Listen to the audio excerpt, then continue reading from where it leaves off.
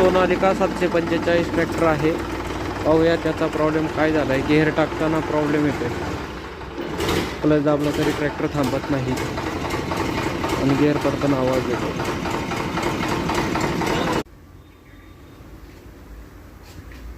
Sonalika 745 model आहे. त्याचा gear टाकताना आवाज येतो आणि क्लच दाबला तरी ट्रॅक्टर थांबत नाही. पाहूया आपण काय होते. पहिल्यांदा क्लच कवर खोलून पाहूया.